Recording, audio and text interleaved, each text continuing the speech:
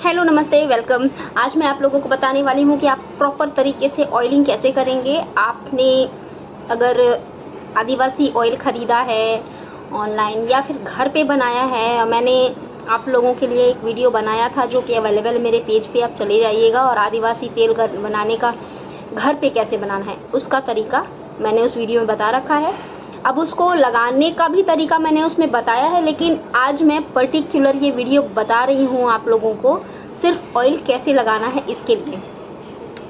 तो मैंने ये वही ऑयल का कंटेनर है जो मैंने बनाया हुआ था, तो इसमें से मैं ऑयल निकालूंगी आज।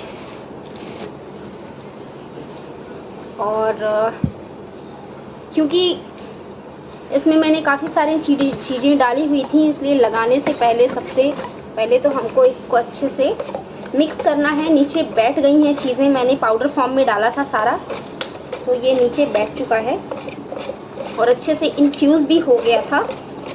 क्योंकि ये इन्फ्यूज़ तो था पर इसका जो रेजिड्यू है नीचे बैठ गया है, उसका भी यूज़ हमको करना है ताकि वो वेस्ट ना चला जाए। इसके लिए हर बार लगाने से पहले आप इस तरह से अच्छे से इसको घोल लेंगे। अब इसके बाद जितनी भी आपकी रिक्वायरमेंट है उस हिसाब से आप ऑयल ले लेंगे। इसमें मुझे 2 चम्मच ही चाहिए था तो मैंने निकाल लिया है। अब इतनी मात्रा मैंने ले लिया है तेल का।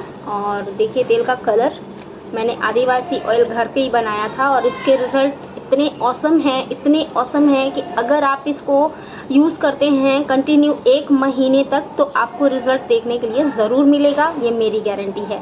ठीक है, तो अब आप देखेंगे कि अपने बालों को सबसे पहले तो आप अच्छे से कोम कर लेंगे। तो अभी आप देखना कि मैं कैसे अपने बालों को इस बड़े दांत वाले कंघे से कोम करूँगी।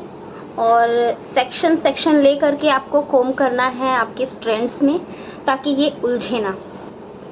तो आप इस तरह से कोम कर लेंगे बहुत अच्छे से और बहुत जेंटली कोम कीजिएगा ताकि उलझे ना और बाल टूटे ना। मेरे बाल तो वैसे भी फ्रिजी हैं पर मैं इनका काफ़ी ध्यान रखती हूँ, जिसकी वजह से ये बहुत ही नरिश्ड दिखते हैं। और ये तेल तो है ही बाकी चीज़ों का ध्यान रखने के लिए। तो चलिए इसको लगाना कैसे है बताती हूँ मैं। अब इस ऑयल को या तो आप कॉटन ले लीजिए या अपने फिंगर टिप्स की हेल्प से आपको सेक्शन बाय सेक्शन इन पे, ये जो आपकी स्कैल्प दिख रही है, तो इस तरह से आपको सेक्शन बाय सेक्शन इस तरह से लगाते जाना है पूरे हेड पे। ये देखिए इस तरह आपको इस तरह सेक्शन बाय सेक्शन निकाल करके और अच्छे से अपने पूरे स्कैल्प पे, ताकि ऑयलिंग हो जाए, इस तरह से ऑयल लगाना है। हल्का मसाज करते हुए ऑयल लगाएंगे इस तरह से।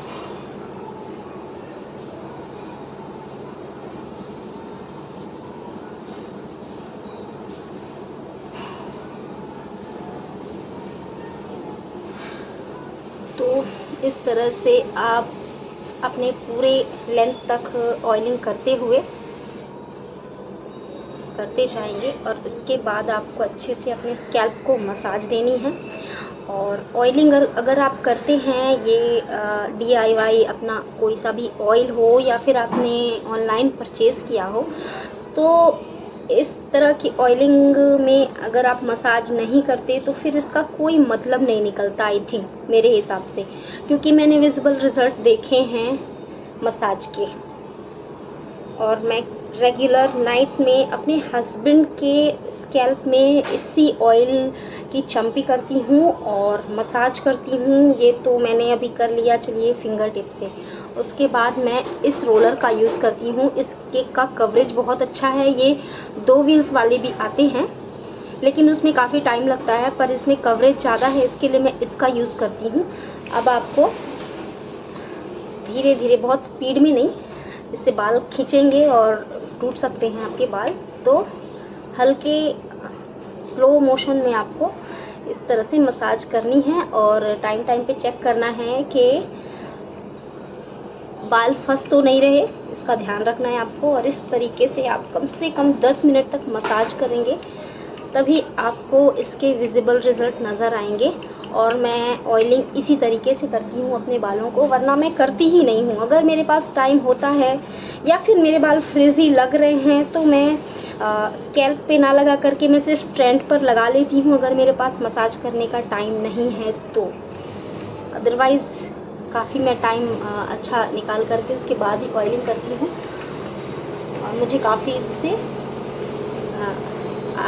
बहुत ज़्यादा इसका मुझे अच्छा रिज़ल्ट मिला हुआ है।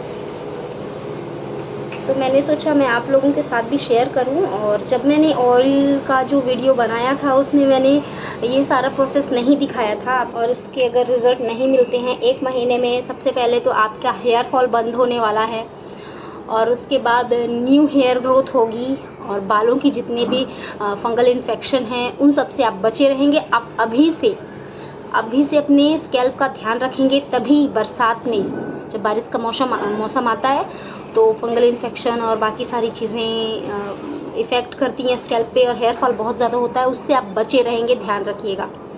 तो मानसून बस अभी स्टार्ट होने ही वाला है। जून के लिए पता नहीं कितने दिन रह गए हैं, मुश्किल से 10-15 दिन। और आई थिंक मानसून आने के जस्ट तुरंत बाद से ही हेयर फॉल स्टार्ट हो जाता है, तो आपको पहले से ही प्रिपेयर रहना है। तो इस तरह से आपसे कम से कम 10 से 15 मिनट मसाज करेंगे, और उसके बाद आपको क्या करना है, या तो आप रखिए कुछ देर तक, 1 घंटे नहीं, सब कहते हैं 1 घंटे रखिए, 1 घंटे रखिए, लेकिन आपने जो ये इसमें डाले हुए हैं बहुत सारी चीज़ें, उनका असर सिर्फ 1 घंटे में मेरे ख्याल से नहीं हो सकता है। तो कम से कम आप इसको 4 से 5 घंटे रहने दें बालों में, या फिर सुबह लगा करके दोपहर में आप हेयर वॉश कीजिए, या फिर दोपहर में लगा करके नाइट में हेयर वॉश कीजिए, या फिर नाइट में लगा करके सुबह हेयर वॉश कीजिए, तब इसका विजिबल रिजल्ट आएगा। लेकिन अगर आप 1 घंटे ही रखना चाहते हैं तो फिर आपको क्या करना है कि हॉट टॉवल लेना है, और अपने पूरे बालों को या फिर सिर्फ स्कैल्प को अच्छे से कवर करके रखना है जब तक कि टॉवल गर्म रहता है। उसके बाद आप देखिएगा एक सिंगल बाल आपका नहीं झड़ने वाला है। हॉट टॉवल का रिजल्ट तो बहुत ही अच्छा है, मैंने आप लोगों को करके भी दिखाया था ये। तो आप इस तरह से हेयर ऑयलिंग कीजिए और अपने बालों में फ़र्क देखिए। और आपको फिर उसके बाद क्या करना है, इन सारे बालों को इकट्ठे करके कोम्ब नहीं करना है। कोम्ब आपने कर चुके हैं, और ऑयलिंग के बाद हेयर फॉल बहुत ज़्यादा होता है, इसलिए आपको इस तरह से बन बना लेना है। बन बनाने के बाद आपको एक क्लचर या फिर जो सिल्क का इस तरह का रबर बैंड होता है उससे आपको बांध लेना है, और आप रेडी हैं।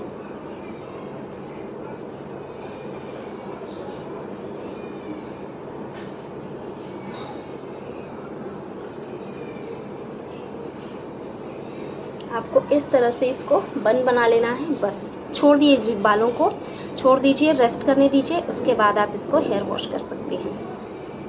अब अगली वीडियो में मैं ऐसी छोटी छोटी नुस्खे बताते रहूँगी, ताकि आपको अपने ब्यूटी को निखारने का और भी मौका मिल सके, और बहुत सारे बेनिफिट्स आप जान सकें, बहुत सी जानकारियाँ इकट्ठा कर सकें।